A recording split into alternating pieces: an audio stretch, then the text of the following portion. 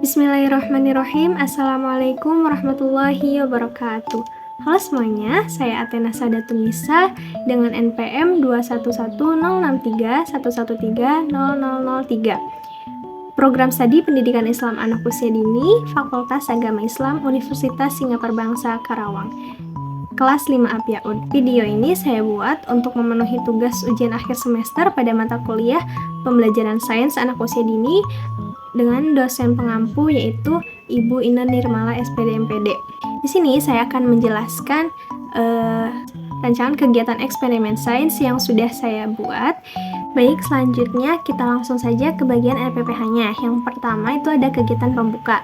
Di kegiatan pembuka ini, hal pertama kali yang saya lakukan yaitu adalah membariskan anak-anak dengan rapi. Kemudian menyambut mereka dengan hangat, dengan gembira, dengan ramah. Itu termasuk ke dalam penyambutan kegiatan pagi. Kemudian setelah penyambutan kegiatan pagi, dilanjutkan dengan mengucapkan salam. Nah, lalu masuk kelas. Selanjutnya kita melakukan berdoa terlebih dahulu, dan kegiatan pembuka yang terakhir yaitu dengan menyanyikan lagu sebelum melakukan kegiatan. Nah, selanjutnya ada poin kedua yaitu kegiatan inti. Sebelumnya di sini saya menggunakan model pembelajaran project based learning. Jadi di mana model ini memberikan pertanyaan mendasar terlebih dahulu kepada anak agar si anak ini bisa memecahkan masalah yang sudah guru berikan atau yang sudah saya berikan. Nah, yang pertama itu penentuan pertanyaan mendasar. Jadi di sini guru menceritakan terlebih dahulu cerita sesuai dengan tema pembelajaran, dan selanjutnya guru mengajukan pertanyaan, kenapa ya kita bisa bernafas? Kemudian kita dapat bernafas itu karena menghirup apa? Nah, setelah anak-anak bisa memahami pertanyaan guru, selanjutnya dia diinstruksikan untuk mendesain perencanaan proyek. Di sini anak-anak akan bereksperimen menggunakan air dan lilin.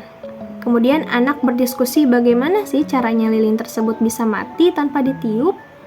Selanjutnya, anak membayangkan jika tidak ada oksigen bagaimana kita bisa bernafas. Jadi di sini anak-anak berkegiatan seperti itu. Namun tentu saja sebelum mereka melakukan eksperimen, guru terlebih dahulu mencontohkannya. Nah, kemudian di poin C yaitu menyusun jadwal. Di sini anak-anak diberikan waktu untuk melakukan eksperimen lilin selama 40 menit. Yang pertama itu ada mencampurkan warna dengan air 5 menit, menyalakan lilinnya 5 menit, menuangkan air ke dalam piringnya 5 menit, kemudian menutup lilin dengan gelasnya 10 menit, dan menunggu melihat apa yang terjadi setelahnya itu 15 menit. Nah, kemudian anak-anak juga diberikan tenggat waktu untuk berdiskusi, kenapa ya lilin di dalam gelas tersebut bisa mati padahal tidak ditiup oleh kita, seperti itu.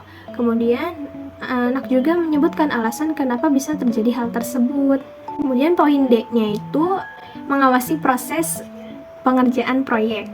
Nah, di sini guru itu wajib untuk selalu memantau anak muridnya selama kegiatan eksperimen berlangsung. Jadi di sana saya selalu memantau anak-anak yang sedang melakukan kegiatan eksperimen tersebut. Nah, selanjutnya guru bertindak sebagai mentor yang selalu mengarahkan anak murid agar fokus dan terarah dalam mengerjakan eksperimennya. Jadi di sana selain saya fokus menjelaskan, saya juga mengamati atau menjadi mentor untuk mengarahkan setiap anak-anak yang sedang tidak kondusif. Nah, selanjutnya ada poin ketiganya itu ada recalling. Nah, di recalling ini setelah kegiatan selesai, nah yang pertama anak-anak membereskan alat yang digunakan dalam kegiatan proyek. Kemudian anak bersama guru berdiskusi tentang perasaan diri selama kegiatan eksperimen tadi berlangsung. Kemudian anak menceritakan kegiatan eksperimennya, dan yang terakhir anak mendapatkan penguatan pengetahuan yang diberikan oleh guru. Dan yang terakhir, poin keempat yaitu adalah kegiatan penutupnya, dimana yang pertama itu saya menanyakan perasaannya selama hari ini atau selama kegiatan tadi. Kemudian anak-anak menceritakan pengalamannya saat bermain eksperimen tadi. Selanjutnya ada diskusi tentang kegiatan yang sudah dilakukan. Nah, yang terakhir, guru memberikan apresiasi atas perilaku positif yang dilakukan oleh anak. Alat dan bahan yang digunakan untuk eksperimen lilin dan air ini, yang pertama tentu saja ada air, yang kedua ada gelasnya harus gelas kaca ya teman-teman. Yang ketiga ada pewarna makanan. Nah, di sini pewarna makanan yang saya gunakan itu berwarna biru. Kemudian yang ketiga ada wadahnya usahakan yang lebar. Dan yang terakhir ada lilin dan juga korek api.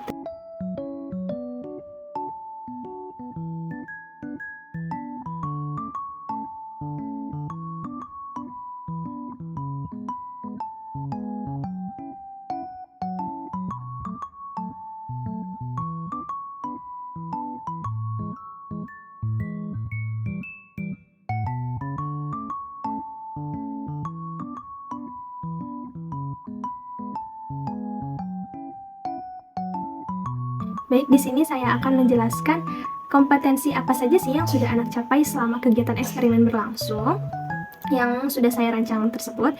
Nah, di sini yang pertama dalam nilai agama dan budi pekertinya, kompetensi yang telah dicapai yaitu anak dapat menghargai alam dengan cara merawat serta mensyukurinya dan menyadari kebesaran Tuhan Yang Maha Esa sebagai pencipta alam semesta. Deskripsinya, saat guru melemparkan pertanyaan pemantik kepada anak murid, apakah kalian pernah mendengar kata oksigen? Kemudian ada salah satu murid berceletuk, saya tahu bu, itu adalah udara yang kita hirup dan itu salah satu tanda kebesaran Allah Subhanahu wa Ta'ala.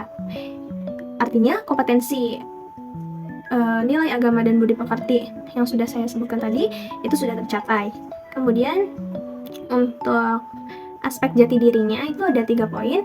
Anak mampu menggunakan fungsi gerak motorik kasar untuk dapat mengeksplorasi dan memanipulasi berbagai objek dan lingkungan sekitar sebagai bentuk pengembangan diri.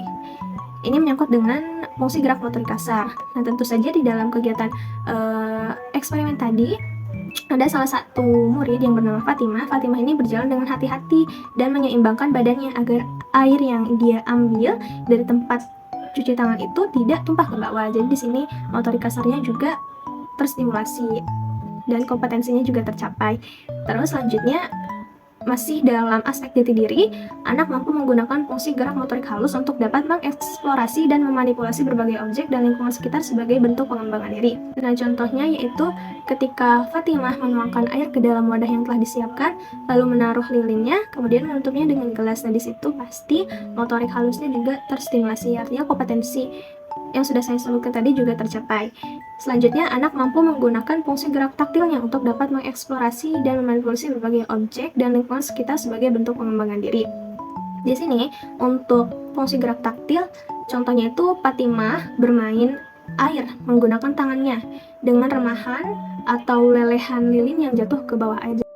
Jadi otomatis kompetensi yang dicapainya itu dia mampu menggunakan fungsi gerak taktilnya. Selanjutnya, untuk aspek dasar-dasar literasi dan STEAM-nya, di sini anak menunjukkan rasa ingin tahu melalui observasi, eksplorasi, dan eksperimen menggunakan lingkungan sekitar dan media sebagai sumber belajar untuk mendapatkan gagasan mengenai fenomena alam dan sosial. Nah, contoh pada saat kegiatannya itu, Fatimah beberapa kali melemparkan pertanyaan.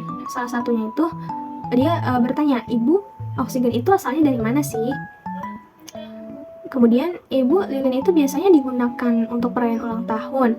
Sekarang kita mau ada kegiatan apa dengan lilin? Nah, di situ dia menunjukkan rasa ingin tahunya itu melalui observasi, eksplorasi, dan eksperimennya. Selanjutnya, anak mengkomunikasikan pikiran secara lisan dan tulisan atau menggunakan berbagai media. Contohnya ketika Fatimah mengerti perintah yang diarahkan oleh guru dan mampu mengkomunikasikannya kepada media yang sudah disediakan. Jadi di sini anak bisa mengkomunikasikan pikirannya secara lisan dan tulisan menggunakan media yang sudah disediakan. Itu kompetensi yang sudah dicapai. Selanjutnya, anak berpartisipasi dalam kegiatan pramembaca dan pramenulis. Nah, Fatimah di sini juga sudah mampu mengeja kata lilin dan juga menulisnya. Nah, itu semuanya adalah bagian dari kompetensi-kompetensi yang sudah anak capai selama kegiatan eksperimen berlangsung. Baik, itu saja yang dapat saya sampaikan pada kesempatan kali ini. Semoga bermanfaat. Mohon maaf jika terdapat banyak kekurangan. Terima kasih. Wallahul muwaffiq ila aqwamit thoriq. Wassalamualaikum warahmatullahi wabarakatuh.